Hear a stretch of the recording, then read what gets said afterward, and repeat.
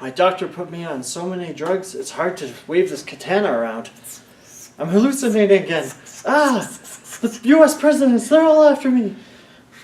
Actually, that has nothing to do with Katana Zero, but this is a really fun game. It really feels like there was a samurai game on the Super Nintendo, but like it was really hard, and like your character was a lot bigger than this character.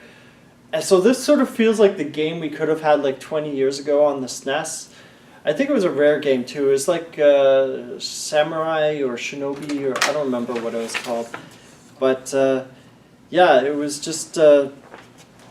this feels like the Ninja Gaiden version of that game. It really does. And like you can do like fast slow-mo. There's like a whole 80s vibe and like... it kind of feels like Hotline Miami meets Ninja Gaiden. It kind of reminds me a bit of like Total Recall on the Amiga. Like if that's like throwing us back like 30 years or something crazy, a long time at least. And like that game was super hard, and like you were a guy that kind of looked like Arnie with like a basic gun and like 5 to 10 bullets. It was super hard.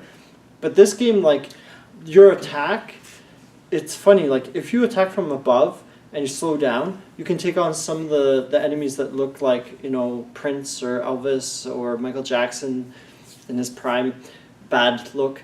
But before his face melted off. Before surgery or his nose was falling off. But anyways, like some of the characters, the characters are pretty hard. The basic enemies, not so much, but like after that, you have to keep trying areas, and like it's not super hard. I just feel like there's a bit of a challenge. Oh yeah, this doesn't feel like super difficult. Like it does have a difficulty curve, and you just restart that area, so it's not like you're like game over totally. And I think it's one of those things that draws itself from, say, the Hotline Miami games. Yeah, and that's what you were saying while we were playing it. It kind of reminds me a bit of like Shinobi meets like Ninja Gaiden. Like you're really fast, but you can only take one bullet, and I think that's the really key takeaway. Like you have to be fast and smart. So it's sort of like Rambo, but smart Rambo with a katana. Yeah. Although there is one cool feature about it where you can actually freeze or slow down time. Mm-hmm.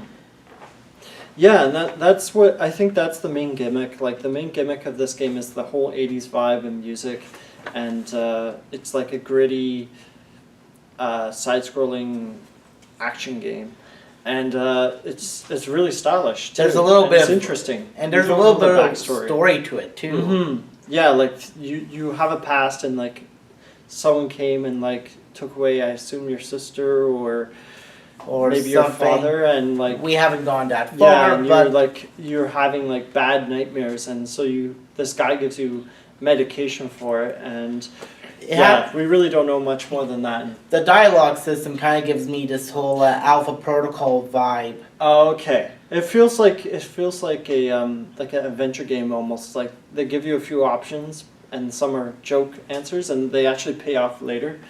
Yeah, that was a really fun moment where it was like. Yeah.